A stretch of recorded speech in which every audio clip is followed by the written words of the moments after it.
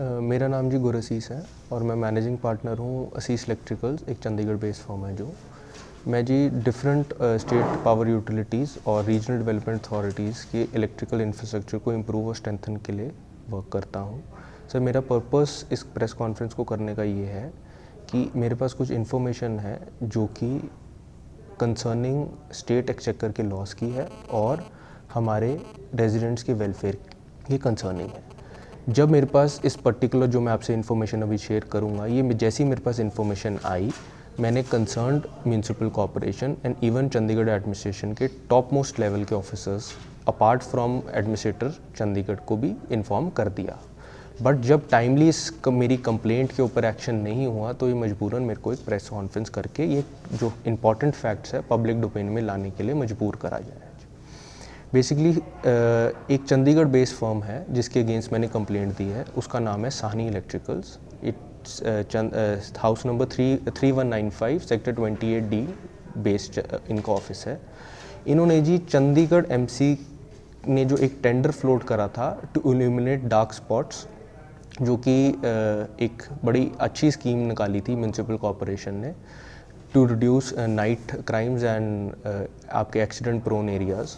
उन्होंने जी जब चंडीगढ़ एमसी ने एक टेंडर फ्लोट करा, ये 14 जनवरी 2019 को एक टेंडर फ्लोट करा था और इसकी अप्रॉक्सीमेट कॉस्ट रखी गई थी 12 करोड़ 24 लाख।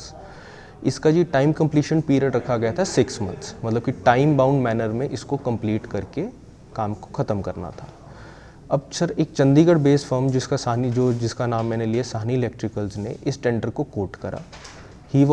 दे वर द सिंगल बिडर जिन्होंने कोट करा। उनकी टेक्निकल बिड 27 फरवरी 2019 को ओपन कर दी गई बाय कंसर्न्ड एमसीज ऑफिशियल्स और उनकी फाइनेंशियल बिड ओपन करते हुए 2 मार्च 2019 को मार्च 2019 में इनकी काम को अलॉटमेंट कर दी गई।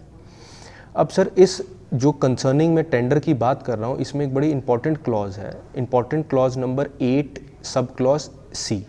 उसमें ये लिखा गया है कि जो पार्टिसिपेटिंग बिडर है वो उसको एलिजिबल होने के लिए, इस बिड में क्वालिफाई करने के लिए उसके अगेंस्ट कोई भी कंप्लेंट, कोई भी एफआईआर या कोई भी क्रिमिनल प्रोसीडिंग्स पेंडिंग नहीं होनी चाहिए। और अगर किसी फर्म के अगेंस्ट ये तीनों चीज़ों में से कोई भी चीज़ है तो वो इनएलिजिबल पाई जाती है। ये हर एक स्पेसिफिक बिडर को कोट करने के टाइम पे एक स्पेसिफिक एफिडेविट देना था। अब जी जब काम इनको लॉट हो गया, इनकी कंप्लेंट्स कई न्यूज़पेपर्स में कवर हुई कि जी टाइम बाउंड मैनर में काम कंप्लीट नहीं हुआ, तभी मेरे को पता चला कि इस चंडीगढ़ बेस्ड फर्म को काम अलॉट हुआ है। और इन्होंने जी मेरे पास इनके अगेंस्ट कुछ इंपॉर्टेंट डॉक्यूमेंट्स थे जो कि प्रूव करता है कि जी इन्होंने रॉन्ग और एक फॉल्स एफिडेविट एमसी को दिया at the time of coating the tender कि इनके ऊपर कोई भी तरह की कंप्लेंट पेंडिंग नहीं थी। Where as contrary to record और डॉक्यूमेंट्स, इनके ऊपर पंजाब विजिलेंस ब्यूरो ने इंक्वायरी मार्क कर रखी है against this particular firm and other officials of GMADA. उस इंक्वायरी का नंबर है जी 133/2017 और ये रजिस्टर हुई है 15 नवंबर 2017 को। ये टिल डेट जी पेंडिंग पड़ी है और इस पे अभी भी इन्वेस्टिगेशन पंजाब विजिलेंस ब्यूरो कर रहा है। अब इस फर्म ने जी एक फैब्रिकेट करके डॉक्यूमेंट दे दिया एमसी को और इनएलिजिबल फर्म को एमसी ने काम अलॉट कर दिया। अब जैसे ही मेरे नॉलेज में बात आई जी, मैंने कंसर्न्ड एग्जीक्यूटिव इंजीनियर को जिन्होंने काम इनको अलॉट करा उनको इमीडिएटली इन्फॉर्म करा। नाम जी कंसर्न्ड एग्जीक्यूटिव इंजीनियर को ही मैंने लिखा और इसकी कॉपी जी ये रही। ये मैंने 16 अक्टूबर 2019 को इन्फॉर्म करा और इसके पीछे जी विद क्लॉज किन किन को कॉपी करी जी, इसके पीछे जी टेंडर की क्लॉज और जी इनके ऊपर पेंडिंग इन्वेस्टिगेशन की कॉपी भी लगा के उनको ईमेल के थ्रू भेज दी गई। जैसे ही सर इसको मैंने कंप्लेंट को फॉरवर्ड करा एडमिनिस्ट्रेटर को, तो ऑनरेबल एडमिनिस्ट्रेटर ने जी डायरी नंबर के साथ मेरे को ईमेल पे इन्फॉर्म करा कि हमने आपकी कंप्लेंट को फॉरवर्ड कर दिया है नीचे कंसर्न्ड ऑफिसर्स को, जो इस पे एप्रोप्रिएट एक्शन लेंगे। ये 18 अक्टूबर 2019 को इनके ऑफिस से मेरे को एडमिनिस्ट्रेटर के ऑफिस से मेल आती है। इसके बाद जी कुछ समय बाद मेरे को स्टेट विजिलेंस से एक लेटर आती है जिसमें उन्होंने मेरे को मेरी कंप्लेंट को ओन या डिसओन करने के लिए डॉक्यूमेंट्स मेरे को दिए गए, और इसको मैंने रिप्लाई करते हुए जी उनको ये बताया कि ये मेरी कंप्लेंट है और जो डॉक्यूमेंट्स मैंने लगाए हैं इस कंप्लेंट पे वो बिल्कुल ठीक है और इस पर फर्दर इन्वेस्टिगेशन होनी चाहिए। अब अपेरेंटली जी इसके बाद लॉकडाउन लग जाता है। लॉकडाउन में मेरे को कुछ समय के बाद इसी कंसर्न्ड विजिलेंस ऑफिसर से दोबारा एक लेटर आती है जिसमें वो कहता है कि जी हमने आपकी कंप्लेंट को प्रिंसिपल सेक्रेटरी लोकल गवर्नमेंट को फॉरवर्ड कर दी है फॉर टेकिंग एप्रोप्रिएट एक्शन।